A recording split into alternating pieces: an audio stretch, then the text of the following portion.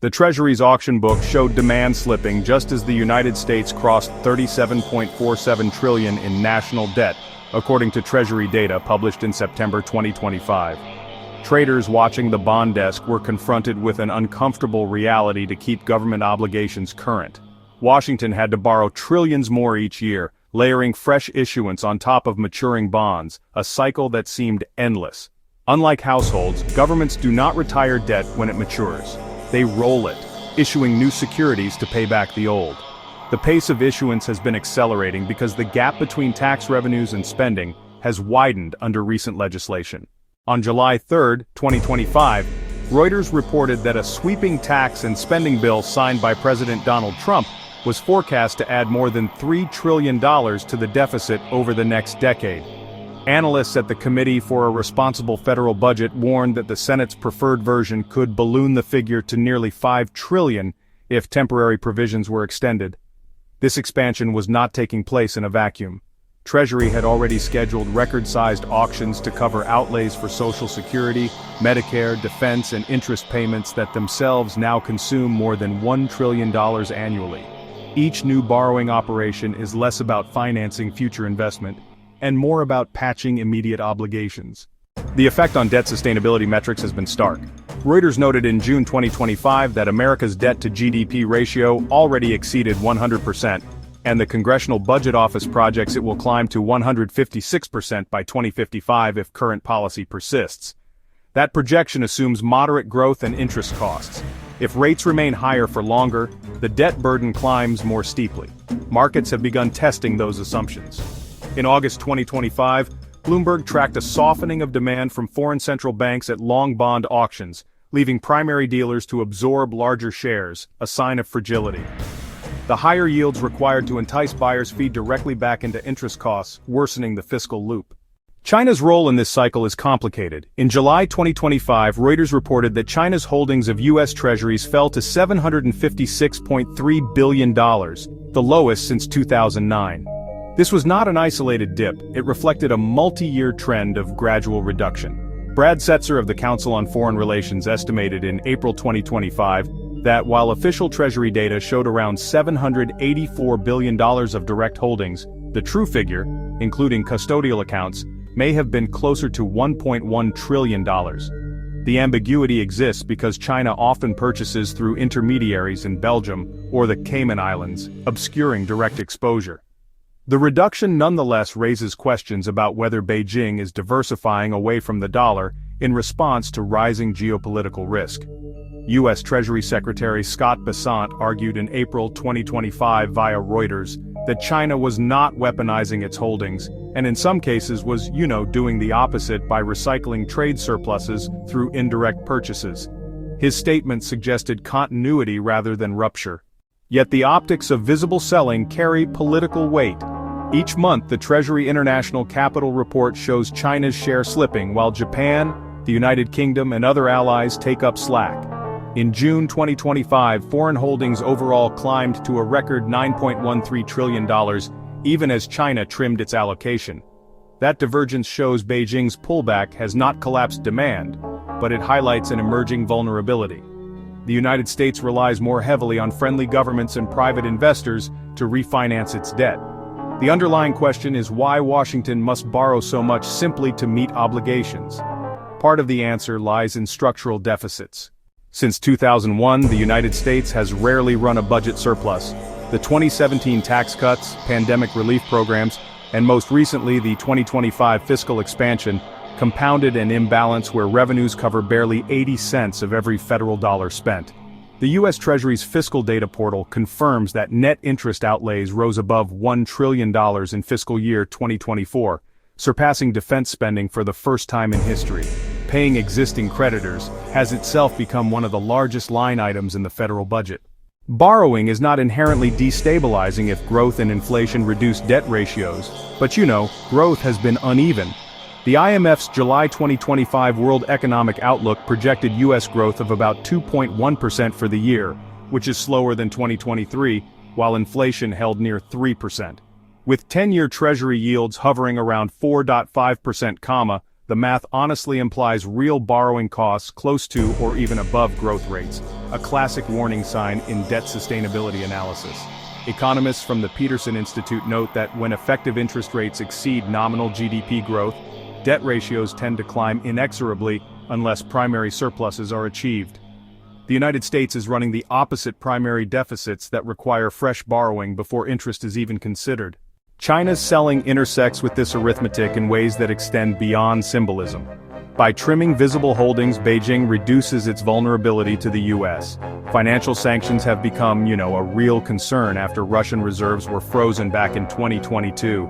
At the same time, China is experimenting with alternative channels. The People's Bank of China has been steadily increasing its gold reserves with World Gold Council data showing official holdings above 2,300 metric tons by the middle of 2025. It has also encouraged the use of the renminbi in bilateral trade. Bloomberg reported in August 2025 that more than a quarter of China-Russia trade was settled in RMB. Each of these steps honestly marginally reduces Beijing's need to accumulate US debt. Yet selling treasuries carries costs for China as well. The yuan remains tightly managed, and treasury holdings provide important liquidity buffers to help stabilize its currency. Large-scale dumping would actually strengthen the RMB, which could hurt exports while at the same time eroding the value of the remaining reserves. That's why experts like Brad Setz argue the reduction is slow and managed, not a flood. Still, the symbolism of China's holdings falling to levels last seen in 2009 while it really highlights an asymmetry. The United States must issue more, while its chief rival is, publicly signaling less willingness to absorb it. The domestic investor base partly offsets this. U.S. banks, pension funds, and mutual funds hold trillions in treasuries because they remain the benchmark risk-free asset. But, the costs are becoming visible. The Wall Street Journal reported in July 2025 that pension managers face negative funding gaps when treasury yields spike, forcing rebalancing. Rising yields also crowd out private borrowing as mortgage and corporate bond rates track higher. That feeds into slower growth, which in turn worsens fiscal ratios. The cycle becomes self-reinforcing. More borrowing raises yields, higher yields raise costs, and costs necessitate more borrowing. Midway through 2025, an unsettling data point shifted perceptions. The Treasury's June borrowing estimates projected quarterly issuance of nearly $1.1 trillion, a record outside crisis periods. Investors were forced to reckon with the fact that America's borrowing is not a temporary artifact of recession, but a structural feature of its fiscal system. If so, the notion that treasuries are perpetually safe because the United States can always issue more begins to encounter a logical boundary investor willingness and global confidence. Without those, the mechanism falters. This raises a deeper question. How much of the U.S. fiscal model rests on the assumption that the world has no better alternative? Japan's role illustrates the counterpoint. As of mid-2025, it remained the largest foreign holder of treasuries at over $1.1 trillion, even while its own public debt surpassed 250% of GDP. This paradox shows that high debt ratios do not automatically undermine investor demand if institutional credibility is maintained. But Japan's case relies on domestic ownership and a captive savings pool. Features the United States does not fully replicate. America relies on global capital flows to finance deficits, making foreign perceptions more consequential. That is why China's reductions, however gradual, attract outsized attention. The IMF's debt sustainability framework emphasizes that reserve currency issuers enjoy greater tolerance. The dollar still represents nearly 60% of global reserves as of mid-2025 according to IMF data. That privilege allows Washington to borrow in its own currency at lower rates than emerging markets could. Yet the privilege is not costless.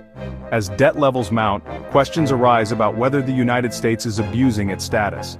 Fitch Ratings in 2023 downgraded U.S. sovereign credit from AAA to AA+, citing governance concerns. While markets shrugged at the time, the precedent illustrates a path where tolerance has limits. For China, reducing exposure may be less about triggering crisis and more about long-term positioning. Diversification into gold, renminbi assets and other currencies signals a gradual hedge. If geopolitical tensions intensify, even the perception of weaponization risk can motivate continued reductions. The Wall Street Journal in April 2025 quoted former PBOC advisor Yu Yongding, warning that, Excessive exposure to US assets is dangerous in a new Cold War environment. His remarks frame China's actions less as financial strategy alone, and more as national security policy that really recontextualizes what might otherwise appear as routine portfolio shifts. From Washington's vantage point, the imperative remains clear. Regardless of foreign demand patterns, the Treasury must borrow to cover obligations. Tax increases are politically constrained. Spending cuts face entrenched constituencies, and entitlement obligations expand as the population ages. The 2025 bill expanded child tax credits and defense spending simultaneously, emblematic of bipartisan demands, pulling in opposite fiscal directions. Each side may call the other irresponsible, but the arithmetic converges on larger deficits. Borrowing is not discretionary. It is embedded in the political economy. This dynamic leaves the US in a peculiar position. It issues the world's most trusted asset, yet must constantly reassure markets that demand will persist. It depends on rivals like China, yet also on allies like Japan and the UK to recycle savings into its bonds. It frames debt as sustainable because it can always borrow more, yet rising interest costs reveal the fragility of that logic. It dismisses the risk of foreign investment, yet celebrates record foreign holdings when they rise. Each fact is true in isolation. Together they form a tension that resists easy resolution. By September 2025, the Treasury's own projections made the stakes plain without major policy shifts. Net interest will exceed $1.3 trillion annually by 2027, more than the combined budgets of defense and education. Such numbers anchor the debate less in ideology and more in simple capacity. Every fresh auction is a test of whether investors will accept the logic that US debt, however vast, remains the safest option. For now, they have. But the sight of China steadily lowering its visible stake while Washington piles on trillions forces a question that lingers uncomfortably in trading rooms and policy circles alike. How long can the world's largest debtor rely on confidence alone to keep borrowing without end? We're glad you're enjoying this video. Please like and subscribe. Check out another video that is now on your